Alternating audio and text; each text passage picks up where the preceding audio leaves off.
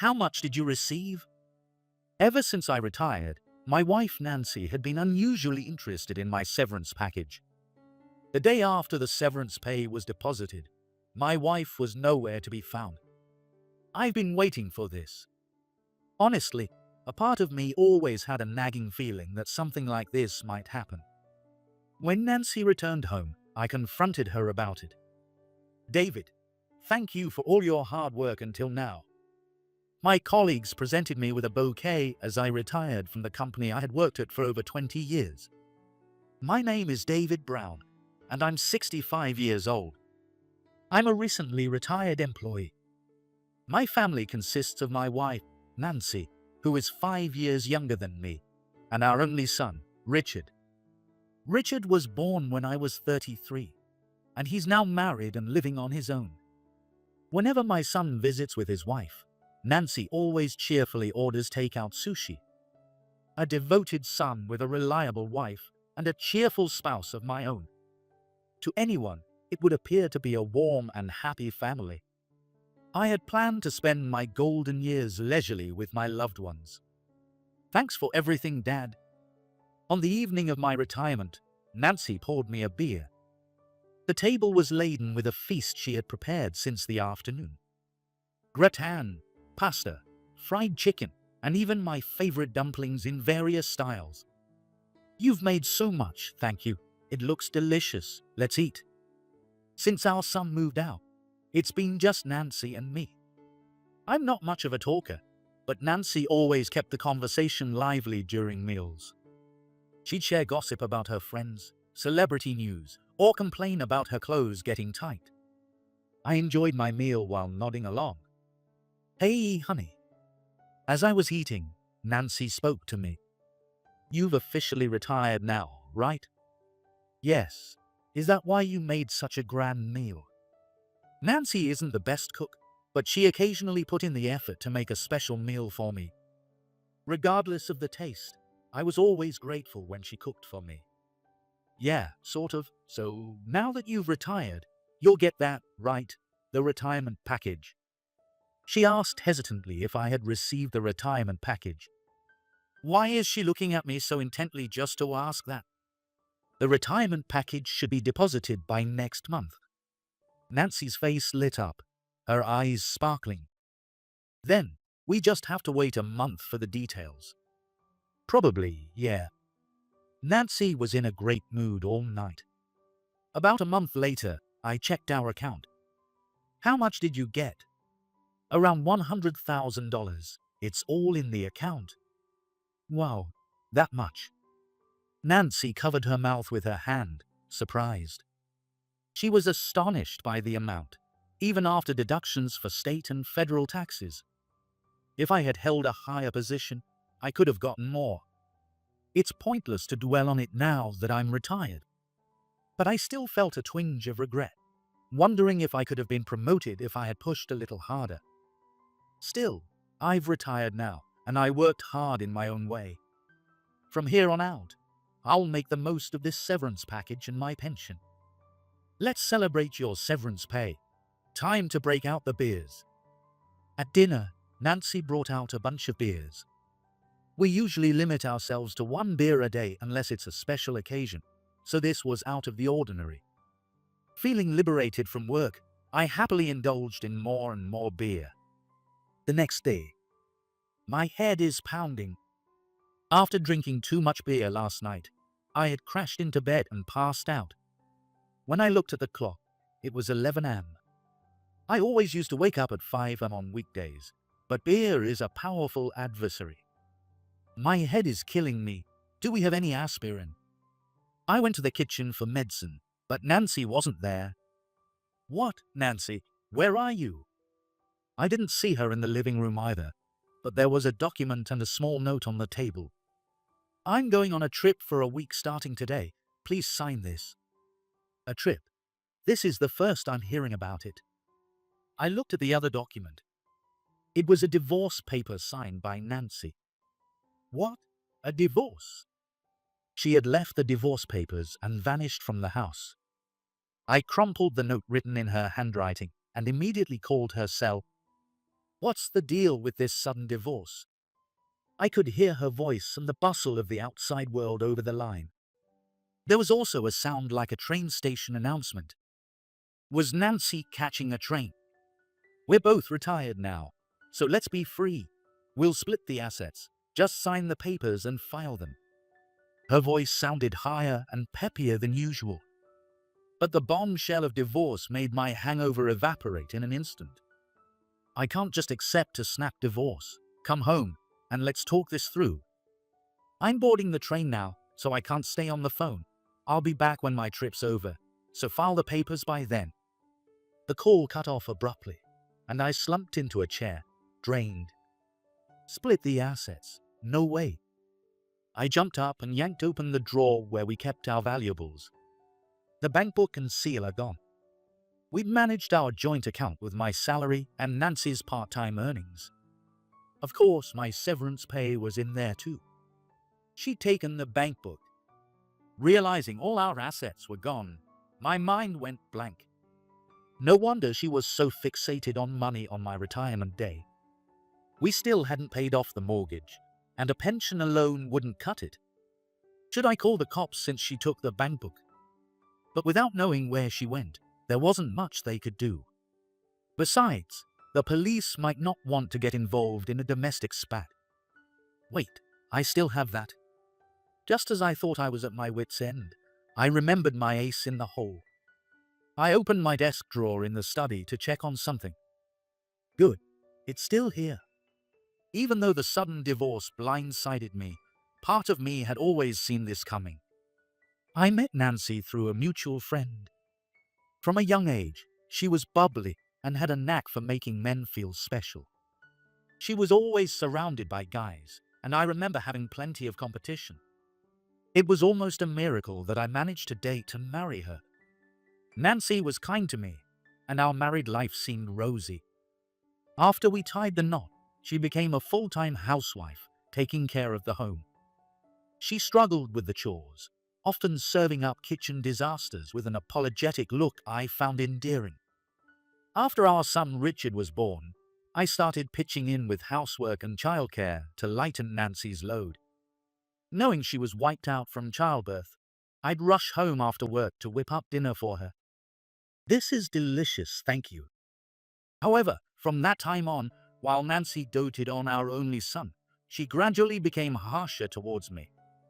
While I'm wearing myself out with childcare, you get to enjoy a leisurely drink by yourself. When I was feeding Richard, you were relaxing and watching TV. Now that he's asleep, is it such a big deal if I have a beer? Having a beer at the end of the day was my simple pleasure, but Nancy started to gripe about it. You think you're hot stuff because you work and help with the baby, huh? God, it's so annoying. Plus, you reek. What? But I took a shower. I later learned that women's sense of smell can change after childbirth. They start to prefer their baby's scent, who shares their genes, but dislike their husband's. This revelation floored me. So that's why Nancy became more critical after giving birth, I figured. I started carrying deodorant and never skimped on hygiene to avoid turning her off. A few years after the birth, Nancy's mood seemed to level out, and she wasn't as harsh with me. After Richard grew up and left the nest, Nancy started going out more and dumped the housework on me. I guess she wanted to cut loose after all those years of child rearing. I got swamped with work and never griped about her gallivanting. About a week later, while I was watching a daytime soap at home, the doorbell rang. I checked the monitor and saw Nancy, whom I hadn't seen in a week. I've been waiting. Nancy was holding the house key in her hand. The door won't budge. Let me in. After she left, I changed the locks so the old key wouldn't work. Not wanting a scene on the doorstep, I let her in. You filed the divorce papers at City Hall, right? I'm just here to confirm that. I haven't filed them yet. Nancy's eyes bulged. What? What are you waiting for? You signed them, right? Hurry up and file them. I'm getting alimony from you. There's no money for alimony. You swiped our joint bank book and took off. Nancy glanced around the house, baffled. Then how have you been scraping by for the past week? Even with food in the fridge, you couldn't survive on that alone. I had another account from my bachelor days. I pulled out a bank book from my pocket and flashed her the balance. $20,000. Where did that money come from? I made some cash on stocks before we got hitched. I squirreled it away and never touched it. I quickly snapped the bank book shut and stuffed it back in my pocket. Then that's marital property too. You really are the snake I thought you were. What are you talking about? This isn't marital property. You agreed to that ages ago. What? Before we got married, I told her, I want to earmark this money for my parents' care. And she was on board. Don't you remember signing the prenup? Oh, did I? This money was what was left after using it for my parents' care. My folks have already passed on, and our daily expenses came out of our shared account, so I'd completely forgotten about this bank book. Looking back, I'm glad we had the prenup. It saved me from going broke and starving. So this money isn't marital property, and you should be the one paying alimony. I pointed squarely at Nancy. I know everything. I know about your secret spending sprees and your affair. Yep, Nancy had been stepping out with a younger man. Me, having an affair. Where's your proof? University professor. No way. Her eyes darted away from mine. You met the professor at your part-time gig in the cafeteria and had a fling, right? You probably went on a trip with him. You've got it all wrong. I went on a trip with my mom friends. You've got to believe me. Nancy stared me down, but that's a load of bull. Women who are good at lying look people straight in the eye. You got any proof? Proof that I had an affair? Nancy challenged me, her tone defiant. If I lose here, I'd end up paying alimony. I hired a PI. I cottoned on to the affair when I overheard you yakking on the phone with him. A few years back, I caught Nancy on the phone before bed. Yeah, that's right. My husband's retiring soon, so we can divorce then. I thought she was gabbing with a mom friend and tried to tune it out. But when I heard divorce, I couldn't help but eavesdrop. Soon we can be out in the open. I was floored. I wanted to be dead certain she was really stepping out, so I quietly hired a detective to snoop around. The PI's report confirmed 100% that my wife was having an affair. Nancy started working part-time at the university cafeteria at 58, thanks to a mom friend's invite, and got tangled up with a professor there. The detective snapped pics, and the guy was a rugged-looking dude in his late 50s. The PI's got photo evidence. There are shots of them walking arm in arm and slipping into a hotel together. I showed Nancy the goods. There's no way she can wriggle out of this one. So what if I cheated? I want to divorce you and be with him. Just sign the damn papers already. My love for her had fizzled out ages ago, but her defiant attitude was a gut punch. You're the cheater, so you can't file for divorce. We're staying hitched until I sign. What? As the at-fault spouse, she's the one who torpedoed the marriage. She can't just bail after having an affair. If you want out to be with your side piece, kiss your share of the assets goodbye. How dare you?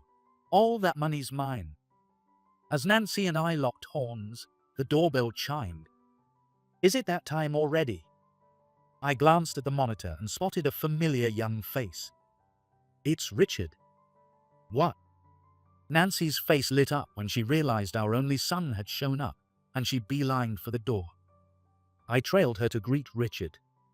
Richard, you're early. Richard, please help me. Your father is being a monster. When the door swung open and Richard stepped in, Nancy threw herself at him. I haven't done a thing. Don't touch me, you cheater. Richard shoved her away, and Nancy's eyes went wide with shock. Come on, Richard. Don't be so cold to your mom. Nancy laughed nervously and playfully tapped Richard's shoulder, trying to lighten the mood. Richard brushed her hand off. Don't touch me. Dad spilled the beans about your affair. You're the worst. No way. Nancy's face strained of color as her son rejected her. While you were off gallivanting, I filled Richard in on everything. After Nancy split for her trip, I rang Richard and told him about the divorce papers and her affair. I didn't want to burden my son with such a bombshell, so I hesitated to tell him about the affair. But I decided he needed the truth before the divorce, so I asked him to come home today. I wanted it to be a lie. I was pissed at Dad for not telling me sooner, but I'm even more livid at you for cheating on him for 2 years. If you knew about the affair, why didn't you divorce me? Do you still have the hots for me? When I uncovered the affair, I mulled over divorce countless times, but I held back. You didn't bring up divorce because you were gunning for my severance pay.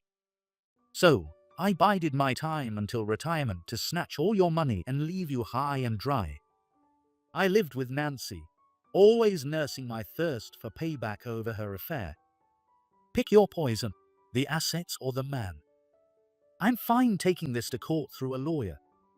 You're in deep water for cheating, and if you lose, your boy toy will probably lose interest. Men don't like getting tangled up in drama. Nancy's face contorted, and she looked on the verge of tears. He's a brainy university professor, right? He's got a cushy income and is still working, so he can bankroll you without my cash. Whether he truly loves Nancy, I couldn't say. Fine, I'll forfeit my share of the assets. Just cut me loose. I don't need your stinking money. Divorce settled. I'll ink the divorce papers and you sign this agreement.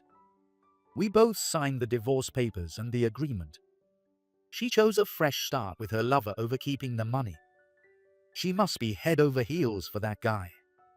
Thanks for everything. The house is in my name, so you need to scram. Your stuff is boxed up outside. Take it and go. Over the past week, I'd packed all her clothes and belongings in boxes and stashed them outside. Nancy frantically checked the boxes and let out a shriek. This is so heartless, just because I strayed.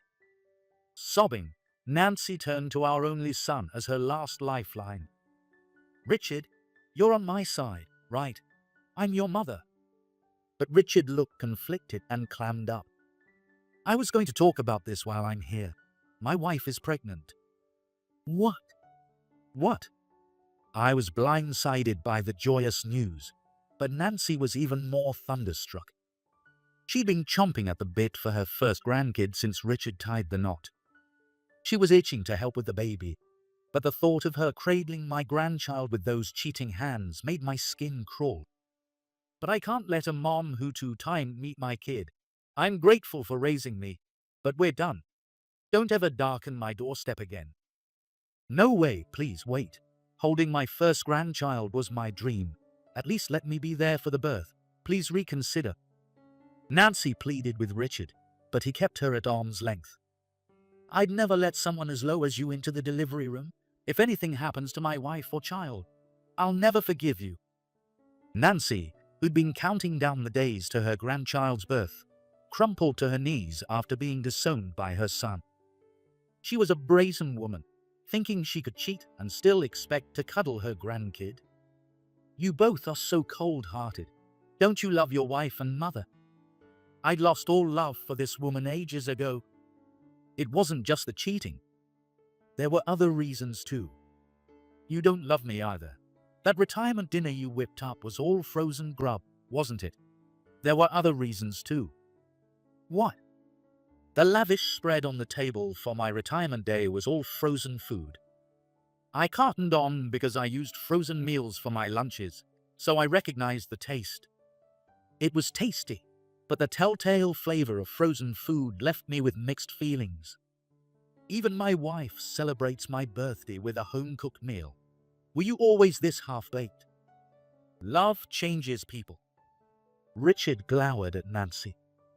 I no longer felt a shred of familial love for this woman. Despite busting my hump at work and pitching in with chores, her neglect snuffed out any spark I had for her. I'm sorry. Please don't cast me aside. You are my world. Don't touch me with those filthy hands. You should be groveling to Dad, not me. Nancy was shell-shocked by Richard's fury.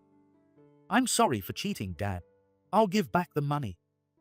Then hand over the bank book and the seal.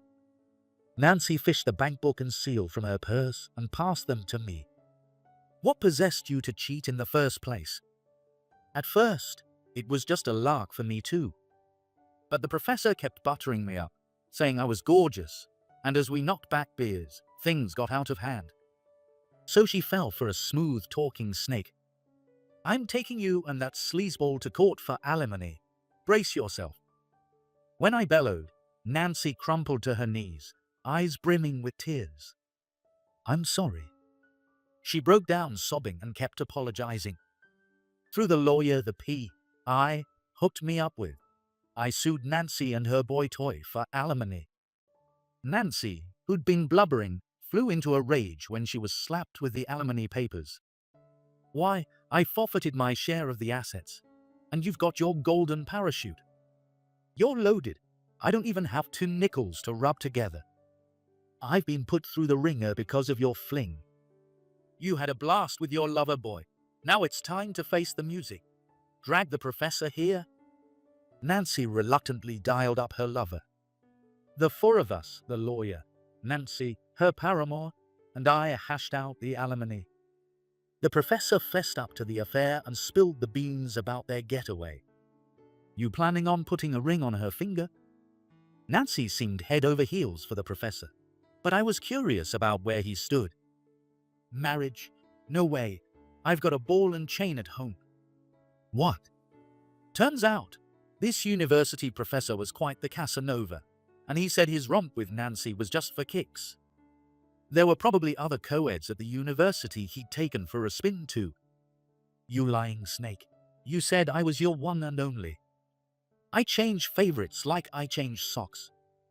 The lawyer and I couldn't help but smirk at his lame excuse. Anyway, you're coughing up alimony too? If his wife got wind of the affair, he'd be on the hook for a pretty penny to her as well.